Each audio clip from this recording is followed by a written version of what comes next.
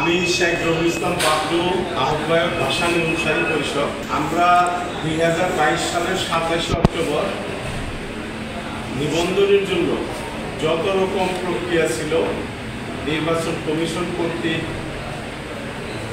রাজনৈতিক দল নিবন্ধনের নিয়মকানুন ছিল, সমস্ত নিয়মকানুন মেনে আমরা এখানে দরখাস্ত দিয়েছিলাম।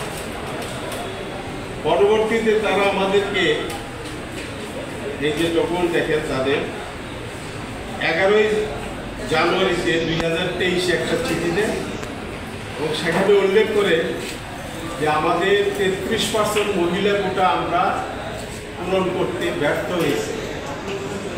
কিন্তু আপনারা জানেন নির্বাচন কমিশন বিধিতে আছে 2030 সালের মধ্যে এই 33% মহিলা কোটা পূরণ করতে হবে, সেটা আছে।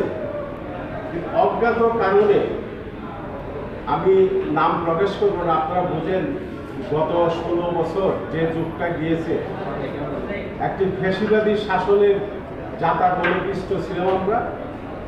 সেই ফ্যাসিবাদী শাসনের মধ্যে গোয়েন্দা সংস্থা যাদেরকে রিকমেন্ড করেছে তাদেরকে নিবন্ধন দিয়েছে। সর্বতভাবে গোয়েন্দা সংস্থার সঙ্গে আমরা মৌলানা ভাসানীর সৈনিক, আমরা কোনো তাদের সঙ্গে আপোষ ফর্মুলায় যাইনি। সেই জন্য তারা একটা বেহুদা কারণ 33% মহিলা নেই আমার দলে। আমি প্রশ্ন করব, যারা এই কারণটি উদ্ভাবন করেছেন বা আমাদেরকে বলেছেন, বাংলাদেশ আওয়ামী লীগ, বিএনপি এত বড় রাজনৈতিক দল, তাদের দলে কি 33% মহিলা আছে? আমি আপনাদের কাছে এই প্রশ্নটা রাখার সাংবাদিক বন্ধুরা, আমরা আজকে আমার দলের নেতৃবৃন্দকে নিয়ে আমরা এখানে এসেছি এটাকে পুনর্বিবেচনা করার জন্য। কারণ এই ফ্যাসিবাদ বিরোধী আন্দোলনে আমাদের যে ভূমিকা, আমরা মৌলানা ভাসানীর সৈনিকরা রাজপথে থেকে আমরা যে গত 2 বছর লড়াই সংগ্রামে ছিলাম, এটা দেশবাসী জানে, আপনারা জানেন।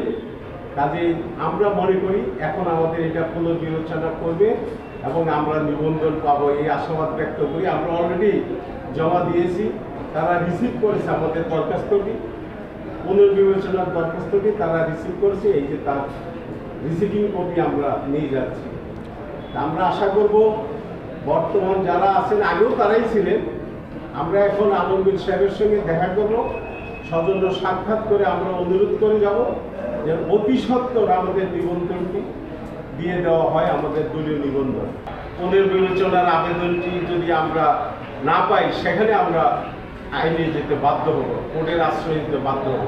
আমরা আশা করব বর্তমান নির্বাচন কমিশন আমাদেরকে কোর্টে যাওয়ার দিকে ঠেলে দিবেন না, এই আশাবাদ ব্যক্ত করছি। ধন্যবাদ।